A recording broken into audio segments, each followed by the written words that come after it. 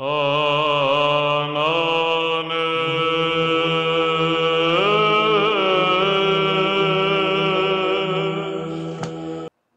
there!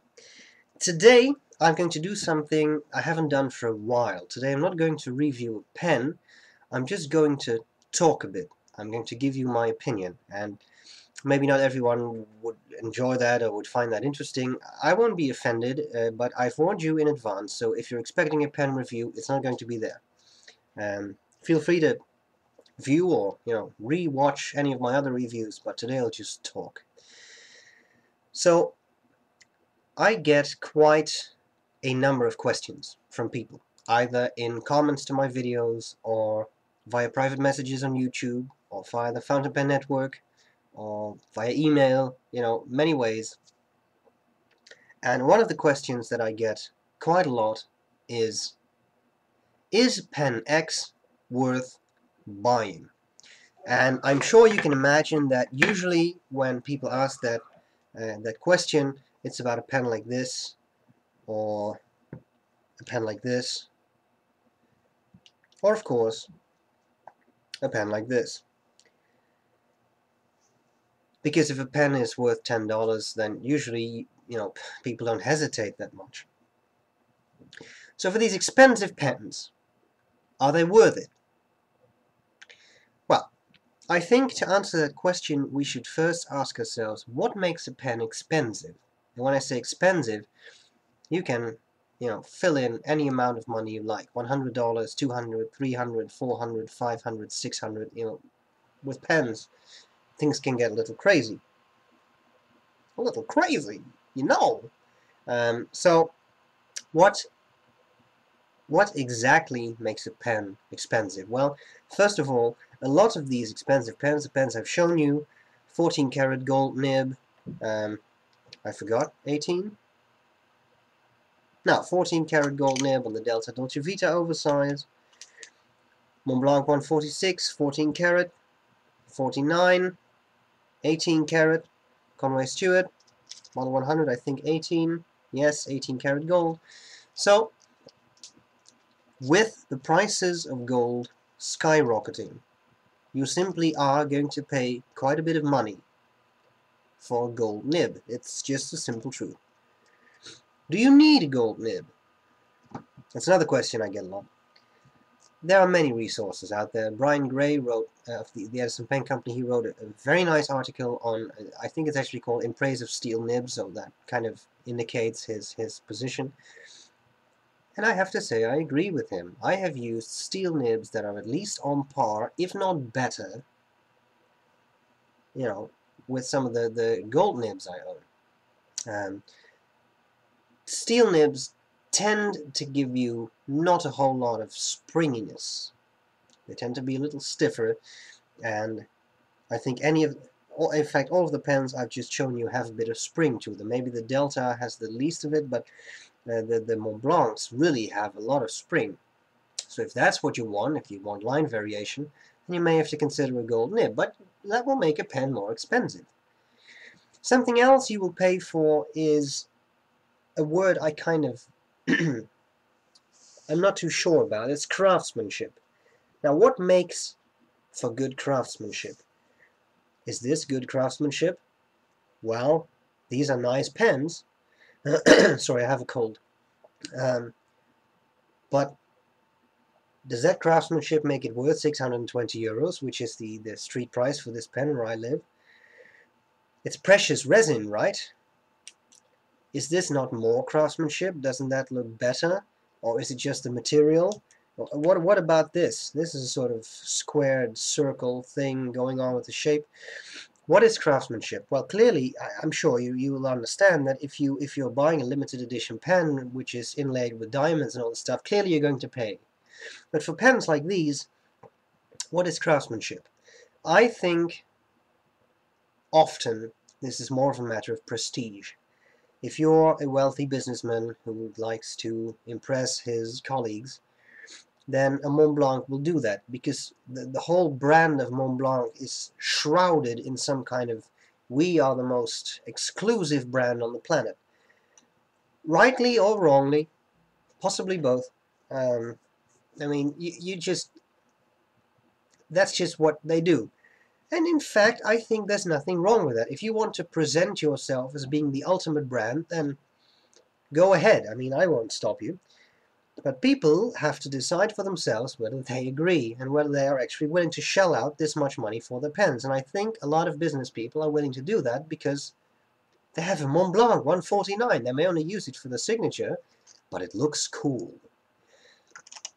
So luxury is something, luxury, I think luxury is very important because that is something, that is a reason people buy fountain pens. They want to have something that's a little nice. They could also use a 90-cent ballpoint pen, but they don't.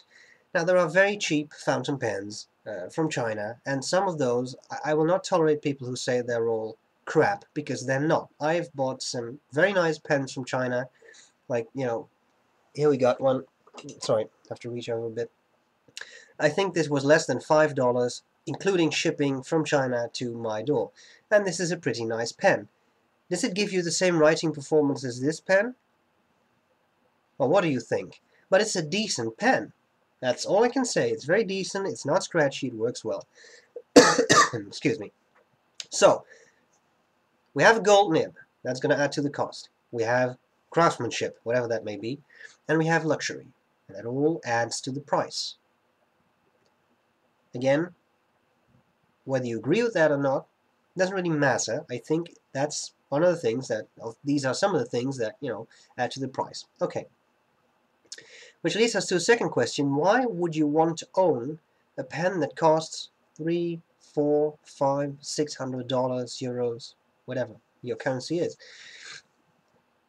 Well, I think there are two main reasons. One, I've already covered, there's prestige. I really believe that a lot of people buy expensive pens because they want to show off. But there's something else to it too, and that is, take a Mont Blanc, right? When this Mont Blanc, before this Mont Blanc left the factory, the nib was hand-tuned by a, well, call it nibmeister, call it whatever you like. Mont Blanc employs people, even to this day, as far as I understand, who check the setting of every nib, make sure it writes, doesn't skip, adjust it if necessary, and only then they put it in a box and ship it out. I know of no other pen company that does that. And we can all complain about Mont Blanc pens being expensive, but if you were to buy a pen, this pen came with a great nib, it was set correctly. I mean, there were no issues, I'm not suggesting that, but Visconti, as far as I know, does not do that. And again, it wrote perfectly well, but imagine it would not have written well. Then I would have had to send it to a nibmeister, have the nib tuned, because with a reasonably expensive pen, there's only so much you can do yourself, right? Sometimes you really want to have a professional have a look at it. You would pay for that. Mont Blanc already puts that in the cost by having some person checking out your nib for you before you even touch it. Which does not mean it's perfect for you. It was perfect for them. So, Another reason I think people would want to own an expensive pen is because they like it. I had to have a 149. If you're a pen collector, there are certain pens you would like to have. I think a lot of pen collectors want to have a Waterman Carène at some point, because of its design, because of the way it's made. Maybe one of those Schaefers with an inlaid nib, and probably a 149. But I'm not going to pay the full price for this, because I just wanted to have it. I did not want to have it brand new and all the stuff. I mean, I got it with a box and all the stuff. That's great, but for me it's not worth it to pay the full price. So that's the answer I give when people ask me, would you pay 620 euros or whatever the dollar value is in your area, would you pay that for this pen? I always say no. But I wanted to have it. So I got myself a good deal via an auction site and got the pen pre-owned, and everything's, everyone's happy, everything works out. So we've talked about what makes a pen expensive. We've talked about why you would want to own it. And I've already mentioned that some cheaper pens are actually worth it too. I think it's a bad thing to say that only really expensive pens with gold nibs are good and all the rest is crap. Because it's not. I got some pens from China that are pretty cheap and that work very well. I've got some lower end pens from, say, a brand like Schaefer or Waterman, and they work very well too. So it's not necessarily the case that only a very expensive pen will give you the true fountain pen experience, whatever that may be. And I think it's best to conclude this video with a little bit, a nice example, I think, from this book. I've referred to this a couple of times. I think it's a fantastic book, Fountain Pens by Peter Twydle. I'm not kidding, this is highly recommended. Whenever I do a video, I'm not sure of something, I take this book, have a look at it. And again, today I was not disappointed. I found something I thought that is, once again, proving that Peter Twydle is right. I'll show you a picture. You see that? One of those plates. I'll read the caption. Here is an interesting little exercise in valuation. This 100th anniversary Norman Rockwell plate has no intrinsic value, as Parker gave it away to active employees in June 1988 to commemorate the 100th anniversary of the company. They produced fewer than 500 of these. So, how much is it worth? You'll find the answer on page 158. So think about it. Imagine you're a Parker collector, or imagine you're a collector of pens and these types of plates, whatever. You find this on eBay, and you have to make the first bid. What's it worth? What's the value of this plate? $50? $100? $250? $500? Only 500 of these things made. $1,000? What would you pay for this? Think about it. Think about it as I scroll in a book. Digital age. Thought about it? How much would you pay? Here's the answer. As with everything else, it is only worth what you are prepared to pay for it. And that's correct. Now you may say, yeah, well, that's a little obvious, isn't it? No, I think he's absolutely right. If you are willing to pay 620 euros for a new 149, then that is what the pen is worth. And it is worth just that because you, at that moment in your life, at that place, are willing to pay that amount of money for this specific pen. And that makes it exactly what it's worth. If you're willing to pay no more than $100 for this pen, then I wish you good luck finding one, but then that is what the pen is worth. And that is what you should pay for it. And that really is all there is to it. So, this was just a bit of rambling.